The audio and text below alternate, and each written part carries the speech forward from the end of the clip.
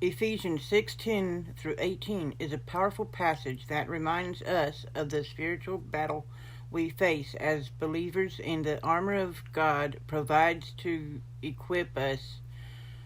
Let's dive into the passage and reflect on its significance.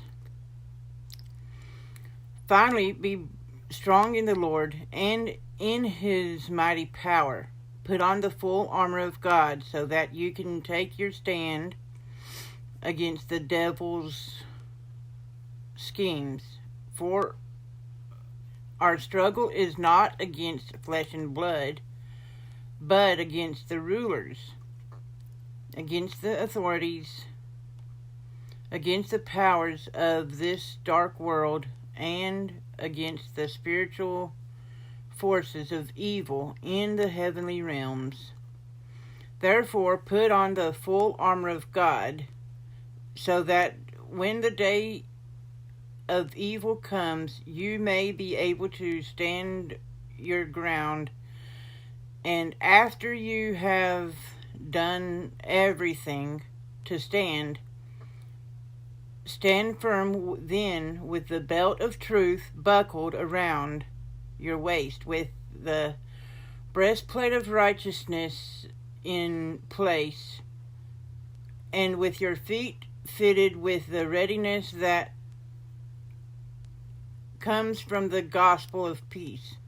In addition to all this, take the shield of faith with you, with which you can extinguish all the flaming arrows of the evil one. Take the helmet of salvation and the sword of the Spirit, which is the word of God, and pray in the Spirit on all occasions with all kinds of prayers and requests. With this in mind, be alert and always keep on praying for all the Lord's people. This passage encourages us to recognize that we are engaged in a spiritual battle, not against physical enemies, but against the spiritual forces of evil.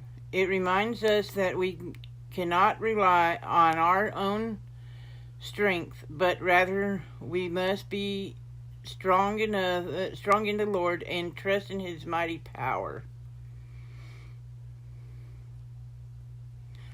We are instructed to put on the full armor of God, which includes the belt of truth, the breastplate of righteousness, the footwear of the gospel of peace, the shield of faith, the helmet of salvation, and the sword of the Spirit, which is the word of God.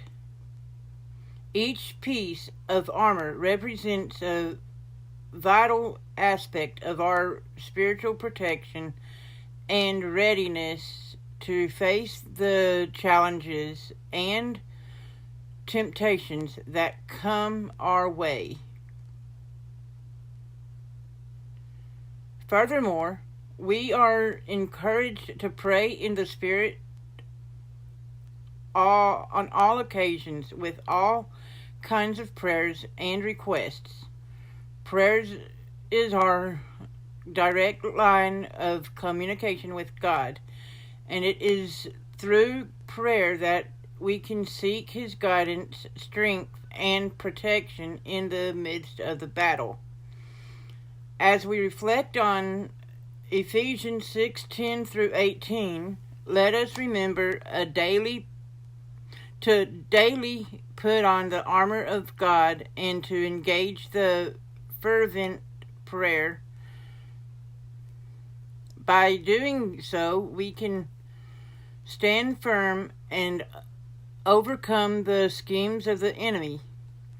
May we continually rely on the Lord's strength and trust in his promises, knowing that he is with us every step of the way.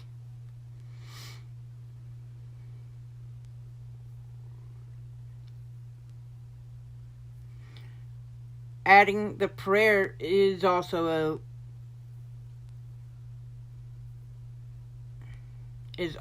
a weapon. It's like a spear that you can throw at the enemies. So keep that in mind when you pray. It's a